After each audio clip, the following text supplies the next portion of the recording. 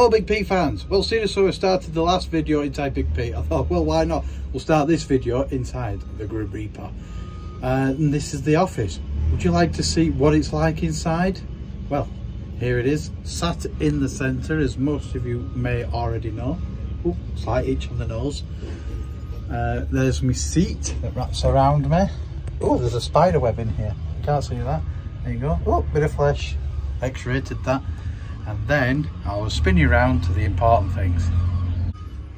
So this is pretty much how a monster truck works. We've got a go pedal and a stop pedal, and unlike a car, you do sort of drive it like that. And then you can see where that's worn out on the roll cage there. Zoom in. That's where I rest my foot when we do the jumps. So push myself into the seat and rest it there. And then the steering wheel, right in the centre, is the rev limiter, which I've got a set there, and that comes on to tell me when to shift gear or when to hold the revs. And then there's the perspex out. And then here is a brother that comes with most monster trucks. It certainly comes with this monster truck. And then these are not many issues to worry about. Oil pressure and temperature. That's all we need to worry about. Running the standard engines. 3 switches. Power, fans, lights, start.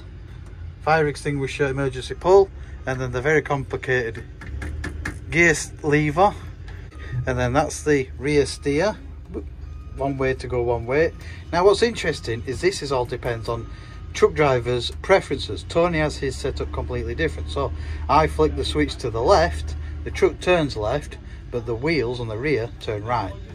So I flick the switch to the left to turn left, whereas Tony will flick the switch right to turn left. That makes sense to him and probably a lot of monster truck drivers, not so much to me. And then we have our rear steer camera, which hopefully, there we go, these turns on there. Now slight little thing as I put a little dot on the screen right in the centre. Oh, there's Team Dog Chevy, which shows me where the centre of the screen is. When I do the tug of war, I can line it up in position. So there you go, wheel, tyre, brother, what have you got to say? I'm going. All right, see ya. And then you can't see a lot out of that one. And it's always, I think everybody climbs in, always surprised by how little you see. Especially when you're bolted in and you can't move your head. There's not a great deal you can see. I like this truck. I'm not allowed to drive it anymore because you said that I drive it like a weapon. No, I said you just can't drive it full stop. You drive it like you drive Big Pete. Yes. Which is a different kind of truck and a different kind of animal. Adjust. Yes. But I also drive Big Pete with a great deal of respect and fear. And I'm quite blasé when I'm in here because I feel super safe. Ah, is that what it is? Not blasé for other people's safety. I just feel super safe in here because it's a really predictable thing to drive. Yeah. And then I tend to go a little bit big and then I don't realise how big and then you get angry at me. Not me, it's the rest of the team. I just point out, why do you get to do that and I don't? I don't even know I've cleared the cars. Yeah, you clear the cars and it's, oh, that's very funny. I clear the cars and it's, I'm benched. I missed a career in Monster Jam. I should have gone. Oh, is that right? Yeah. Tom Mentz's #1 student. Yeah. Not. Yeah. So yes, that is inside the Grim Reaper. We are at a place called Kington, and it is a little agricultural show, which is what our bread and butter used to be until things changed. So we're just next to it, and you can hear in the background the very gentle talks of the commentator who's talk. We're doing the horse talking, and then when we come on, it'll be, "You just want to see some cabbage!" It's quite a mood shift. Oh, so we've got the horses out for judging. I don't know if you would say it was posh or what, but It's that posh, men sit down to wee. Yeah, people get out of the bath for a wee. That's how posh it is around here. So we've got a fence.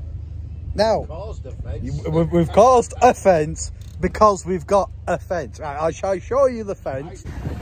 So we're in this enclosure, lovely, lovely, all to ourselves, and then there's a fence. It's not much of a fence, but it's a open stake with fence posts drilled in. Team dog. And it goes all the way around, and it comes all the way around here. And then it does a very good job at being what I would consider a demarcation, a fence that means that this, to me, is an area that's closed. So my question to you is, if you saw a fence like this, what would you think that means? Because it seems to some of the people of Kington, a fence is advisory, and we've had half a dozen people walk across, opening, just lifting the fence, coming straight through, and being offended when we asked them to leave. Because as I pointed out, they walk into this area where the monster trucks are and the scrap cars are and our equipment, and they hurt themselves. Who are they going to sue? Us and our insurers. So it is in our interest that we keep people out. But like I say, because we asked them to leave the area, and Michael's identified that some of the people are the kind of people that don't get told, seems they're very offended at being suggested that they shouldn't be in a fenced off area. I now got to sack a team member just to appease them. We are all loaded here at Kington, and we've done 2 shows. Not our finest work, but nothing went wrong. Nothing went wrong. Nothing went right. Nothing it kind of went all right. When you set high standards and we do a show like what we've done, that's basically where it all stems from. Andrew's not here, and it's all going to be Andrew's fault. So Andrew's not joined us because it's a 1-day show all the way down in Kington, which means nothing to most people. Wales. It's border Wales, border of England, and so he's not coming because of work and whatever. Fine. So there's 4 of us, and then the problem is we were all trying to work out, right, we need to be in and out in half an hour, so time sensitive. So we're looking at the rotor and looking at the team and going, right, well, we could do this and we could do that and we could do this, and you're a bit slicker at that and you're a bit slicker at this, and we're trying to work it all out, and then we go, we'll get one of the farmer crews that here's on the forklift, so they could do the forklift to bring the cars in, and it could go 1 or 2 ways. It can either be really good and the show flies by, or they can be really not so good and the show stalls. None of that happened. He was quite good. The only problem was when it came to the second show, he wasn't there. So there's suddenly the 4 of us, no forklift, trying to organise things. So I got in the forklift and I went ploughing. He went deep. I went in very deep into the ground with the tines, and it took me a while to notice. And looking back, I still don't know exactly what it is that I did, but I think I was carrying a scrap car at the time. I don't know. Anyway, I went ploughing, got halfway through, then the forklift driver turned up, and then we got on with the rest of the show.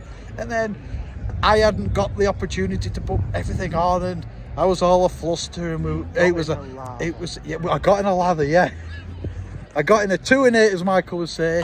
Drove angry. I didn't drive angry. No, I didn't do that. I was still blowing raspberries and making all sorts. You did win a ploughing trophy, though. Yes.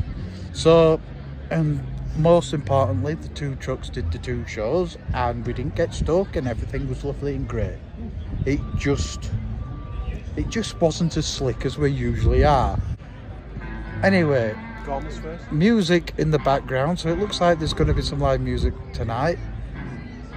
We won't be partaking, we'll be angrily over here going, okay, all these people go to bed. Until next time, Big P fans, we love you, and goodbye.